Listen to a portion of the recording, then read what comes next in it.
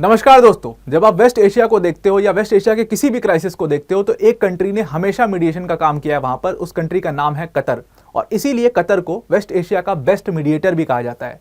चाहे आप कोई भी कॉन्फ्लिक्ट उठा लो, आप सीरिया का सिविल वॉर उठाओ, चाहे आप ईरान और इराक का वॉर देख लो, हर जगह कतर ने एक अच्छा मीडिएटर का रोल प्ले किया है। चाहे वो वेस्टर्न कंट्री से रिलेशन डेवलप करने की बात हो, हर कंट्री से कतर के ऑलमोस्ट अच्छे रिलेशन हैं। बट कतर के प्राइम मिनिस्टर शेख मोहम्मद अल थानी आकर के जब मीडिया कॉन्फ्रेंस पर ऐसी बात कहते हैं कि कतर का जो रोल है एज अ मीडिएटर, जो अभी तक वो प्ले करते आया है, उसको रीअसेस करने का टाइम आ गया है और शायद कतर को as a mediator step back कर जाना चाहिए पूरे गाजा कॉन्फ्लिक्ट के अंदर में। तो ये बात एक बहुत सीरियस इशू हो जाता है कि कतर के जो ये प्राइम मिनिस्टर हैं शेख मोहम्मद अल थानी, वो जब ऐसी बात बोलते हैं तो ये चीज़ ये दर्शाती है कि कतर के ऊपर बहुत ज़्यादा प्रेशर पड़ रहा है और ये जियोपॉलिटिकल प्रेशर जो है वो कतर को पीछे खींच रहा है मीडिएशन करने से। तो क्या है ये प्रेशर, क्यों पड़ रहा है कतर के ऊपर, क्यों कतर इतना ज़्यादा इनसिक्योर हो गया, यूएस ने क्या कमेंट कर दिया कतर के ऊपर जिसकी वजह से कतर जो है वो अपने पूरे रोल एज अ मीडिएटर जो रोल है उनका, उसको रीअसेस करने की बात कर रहे हैं। तो ये सारी चीज़ें आज हम इस वीडियो के अंदर में डिटेल में डिस्कस करने वाले हैं। बट वीडियो में आगे जाने से पहले एक बड़ी अनाउंसमेंट है वर्ल्ड अफेयर्स टीम की तरफ से दैट यूपीएससी सीएससी 2023 का रिजल्ट फाइनली आ चुका है और इस बार अनअकैडमी टीम ने 300 से भी ज्यादा सिलेक्शंस दिए हैं। और ये जो हमारी अनअकैडमी टीम की सक्सेस है, इसको हम वर्ल्ड अफेयर्स की अपनी ऑडियंस के साथ मिल करके सेलिब्रेट करना चाहते हैं। इसीलिए हिस्ट्री में पहली बार अनअकैडमी ने बिगेस्ट एवर यूपीएससी सीएससी की कोर्स फीस में प्राइस ड्रॉप किया है। जो कोर्स फीस हमारी 75,000 की हुआ करती थी, उसका प्राइस ड्रॉप करके हमने 29,999 कर दिया है। अब इतने प्राइस में आपको अनअकैडमी के best educators best quality content दिया करेंगे। आपको अगर इस कोर्स को ज्वाइन करना है तो डिस्क्रिप्शन में हमने एक लिंक दे दिया, उस लिंक पर आप जाओगे और जो डिस्काउंट कोड का ऑप्शन होगा वहां पर आप मेंशन कर देना APYT10। जैसे ही आप APYT10 मेंशन करोगे आपको इतना प्राइस वहां पर शो करने लगेगा, तो आप कोर्स को बाय कर सकते हो। तो now let's come back to our video and let's come back to our topic. अब देखो इस पूरे मामले में हुआ क्या है कि जो कतर के प्राइम मिनिस्टर है शेख मोहम्मद अल थानी, वो गाजा और इजराइल, पूरा गाजा जो कॉन्फ्लिक्ट है इजराइल और हमास के बीच में, उसमें बहुत बड़ा रोल प्ले कर रहे थे एज अ मीडिएटर। तो शॉकिंगली वो मीडिया कॉन्फ्रेंस में आते हैं और वो कहते हैं कि जो कतर का ये जो मीडिएटर का रोल है ना, उसको रीअसेस करना पड़ेगा। रीअसेस क्यों करना पड़ेगा?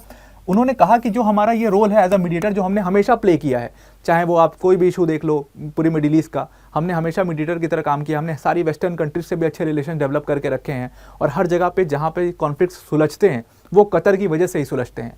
लेकिन कतर के इस मीडिएशन के पावर को अब्यूज़ करती हैं। बेसिकली उन्होंने नाम नहीं लिया किसी का, ना किसी नेता का नाम लिया, ना किसी कंट्री का नाम लिया। बेसिकली वो वेस्टर्न कंट्रीज़ को ही रेखांकित कर रहे थे इसमें, और उसमें उन्होंने कहा कि ये सारी कंट्रीज़ हमारे इस मीडिएशन के पावर को अब्यूज़ करती हैं और अपने फ़ायदे के लिए, अपने पॉलिटिकल इंटरेस्ट के लिए इसको यूज़ करती हैं। अब ऐसा उन्होंने क्यों कहा, ये बहुत बड़ी बात उन्होंने कही, पर क्यों कही? हुआ क्या कि यूएसए के अंदर में इलेक्शन चल रहे हैं और यूएस में बहुत बड़े बड़े नेता जो हैं वो अपने इलेक्शन कैंपेनिंग के दौरान बहुत बड़ी बड़ी चीज़ें कह रहे हैं, दूसरी कंट्रीज़ को लेकर के कह रहे हैं, कुछ लोकल मुद्दों पर कह रहे हैं। तो ठीक उसी तरीके से एक डेमोक्रेट पार्टी के कांग्रेसमैन है स्टेनी होयर। स्टेनी होयर बेसिकली एक अपनी इलेक्शन कैंपेनिंग के दौरान उन्होंने कहा कि यूएसए और कतर का जो रिलेशनशिप है ना, उसको दोबारा से रीवैल्यूएट करना चाहिए। अब रीवैल्यूएट करने का मतलब बेसिकली क्या कह रहे हैं वो, कि कतर क्या हमारा इतना अच्छा दोस्त है, इसके ऊपर भी उनको शक है और उनको ऐसा लगता है कि जो कतर और यूएस के रिलेशनशिप है उसको थोड़ा टाइटन करना चाहिए। वो अब रिलेशनशिप उतनी अच्छी रह नहीं गई है, ऐसा उन्होंने एक तरीके से रेखांकित करके कह दिया। और सिर्फ स्टेनी होयर ने नहीं, बल्कि पिछले आप महीने के निकालोगे बयान तो बहुत सारे डिप्लोमेट पार्टी के कांग्रेसमैन को ऐसा लगता है बेसिकली कि कतर जो है ना वो हमास को एक तरीके से सपोर्ट करता है।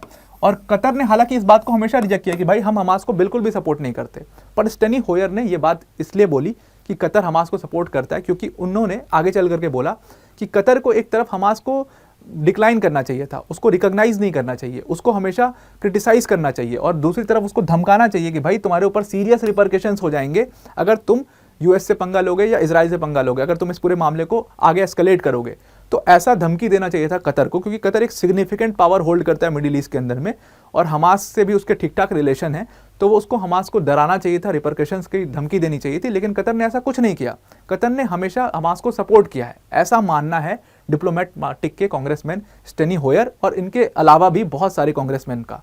अब जब कतर और यूएस के रिलेशनशिप आप देखोगे और स्टेनी होयर ऐसा बयान देते हैं तो यहाँ से जाहिर सी बात है कि कतर के प्राइम मिनिस्टर जो है वो इनसिक्योर हो जाएंगे, क्योंकि कतर और रिलेशनशिप यूएस का देखोगे तो यूएसए के कम से कम 10,000 से भी ज़्यादा जो ट्रूप्स हैं वो कतर के अंदर में मौजूद हैं, और वो पूरे मिडिल ईस्ट के अंदर में यूएस की सबसे बड़ी प्रेजेंस है, मिलिट्री प्रेजेंस कतर। तो अब जब कतर से ही रिलेशनशिप आपने स्ट्रेन करना शुरू कर दिया, तो जाहिर सी बात है वहाँ के प्राइम मिनिस्टर जो हैं उनको ये बात बुरी लगेगी, और वो फिर दोबारा से अपने रीअसेस करेंगे इस पूरे रोल को। और इसीलिए उन्होंने ये बोला कि भाई हमें एज अ मीडिएटर इस पूरे गाज़ा कॉन्फ्लिक्ट के अंदर में काम करना चाहिए भी नहीं चाहिए, इस पर भी हमें सोचना पड़ेगा। अब जब वो ऐसी बात बोल रहे हैं तो वो क्यों बोल रहे हैं? देखो, उन्होंने कहा कि भाई एक तरफ गाज़ा के अंदर में जो लोग हैं, एक तरफ आपने पहले सीज फायर डिस्कशन जो है, जो सीज फायर रिजोल्यूशन है, वो आपने यूएन के अंदर में पास करी, लेकिन यूएन जो है वो पूरी तरीके से फेल हुआ उस रिजोल्यूशन को इंप्लीमेंट करने में।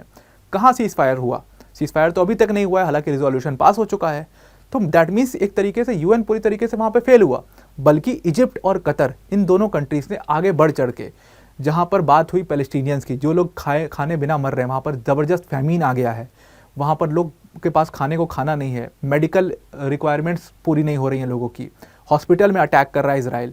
तो वहाँ पर कतर और इजिप्ट ने मिलकर के एड शुरू किया था, जहाँ पर मेडिसिन्स भेजना शुरू किया, जहाँ पर खाना भेजना शुरू किया कतर के गाज़ा के अंदर में, और इस तरीके से पैलेस्टीनियंस की हेल्प करना शुरू किया। वहीं दूसरी तरफ यूएस जो है वो कतर को क्रिटिसाइज़ कर रहा है। एक तरीके से यूएस के जो कांग्रेसमैन हैं वो कतर के इस रोल को क्रिटिसाइज़ कर रहे हैं। तो कतर ने कहा कि भाई हमें इस पूरे कॉन्फ्लिक्ट के अंदर में as a mediator role play करना चाहिए नहीं चाहिए, ये भी एक पूरा क्वेश्चन में आ गया है चीज़, और ये भी हम रीअसेस करेंगे, और शायद मोस्ट प्रोबेबली ये हो सकता है कि कतर इस पूरे मामले से पीछे हट जाएगा।